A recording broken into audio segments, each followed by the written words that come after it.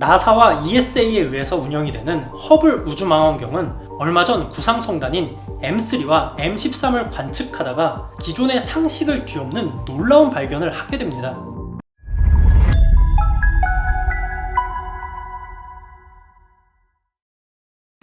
캠프파이어를 하거나 캠핑장에서 불멍을 때릴 때 활활 타오르는 불길이 참 예쁘죠.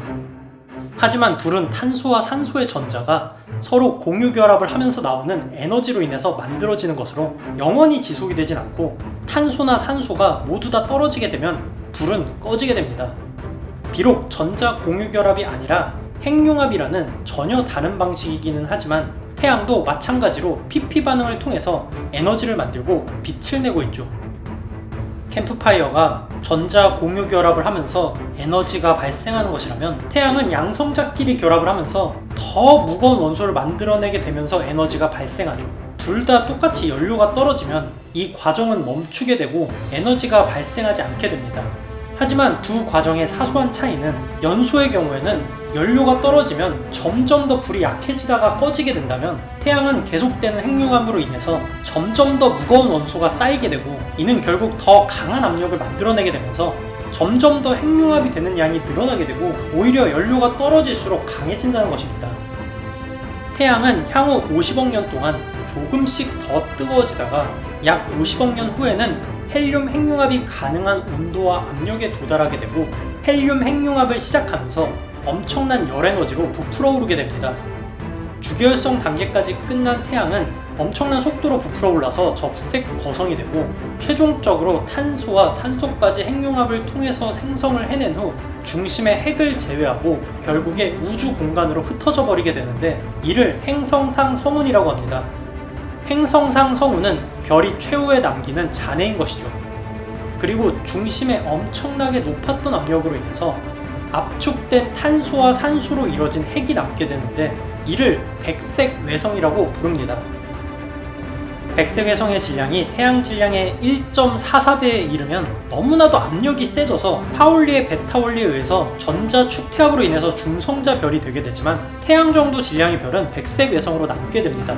백색 외성의 경우 이제는 PP 반응이 일어나지 않아서 점점 식어가기는 하지만, 항성일 때는 워낙 뜨거웠었고, 여전히 크기는 지구보다 작다고 해도 지구 같은 행성에 비해서는 비교도 안 되게 질량이 크기 때문에 이 열이 다 식기 위해서는 수천억 년도 넘게 걸리게 되고, 결국에 PP 반응은 일어나지 않지만 백색의 빛이 나오게 됩니다. 하지만 대부분의 남은 수소는 행성상 성운으로 인해서 흩어지게 되었고, 백색 외성의 경우는 이제 핵융합은 불가능한 죽은 별이라고 알고 있었습니다. 지금까지는 말이죠. 나사와 ESA에 의해서 운영이 되는 허블 우주망원경은 얼마 전 구상성단인 M3와 M13을 관측하다가 기존의 상식을 뒤엎는 놀라운 발견을 하게 됩니다. M3와 M13은 많은 별들이 밀도 있게 모여있고, 둘 다 생성 시기가 비슷하고 원소의 구성비까지 비슷해서 비교 실험을 하기에 용이합니다. 이러한 특성을 이용해서 이탈리아 국립천체물리연구소는 백색 외성의 진화를 추적을 하면서 새로운 사실을 발견하게 되는데요.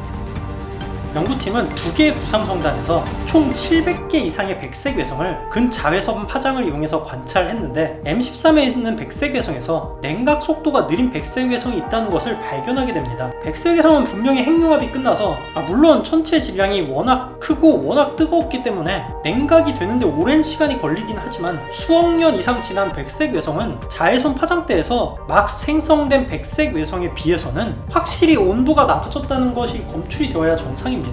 그런데 문제는 그렇지가 않았다는 것이죠.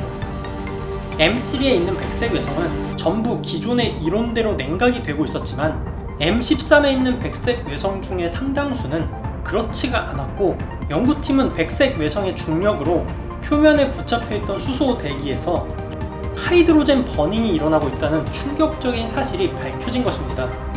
기존의 상식을 바꾼 이 놀라운 사실은 9월 6일 국제학술지 네이처 아스트로노미에 게재되었습니다.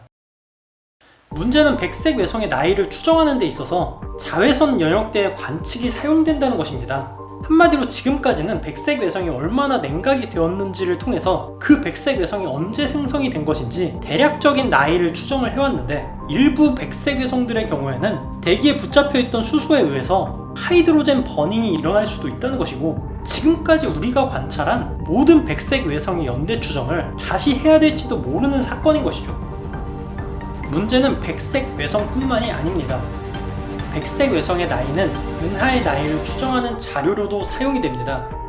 즉, 어떤 외소 은하에서 수명이 80억 년인 백색 외성이 발견이 되었고 그게 가장 수명이 높았다면 그 은하의 나이는 최대 80억 년으로 추정이 되는 것이죠. 하지만 이번에 고해상도 광도 측정에 의하면 지금까지 추정한 성단이나 외소 은하의 나이가 잘못됐을 가능성도 있다는 것입니다. 현대의 천체물리학은 우주의 진화나 과거에 있었던 사건을 추정하기 위해서 정말로 기상천외한 아이디어들이 총동원됩니다.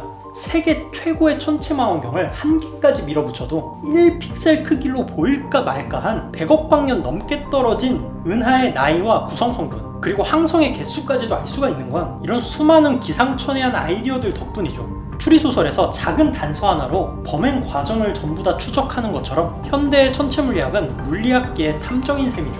하지만 그 단서에 대한 분석이 잘못되었다면 범인이 완전히 바뀔 수도 있는 것처럼 천체물리학에서도 정설로 알고 있던 사실 하나가 틀렸다는 것이 밝혀지면 전혀 상관없어 보였던 다른 가설들까지 영향을 받게 됩니다.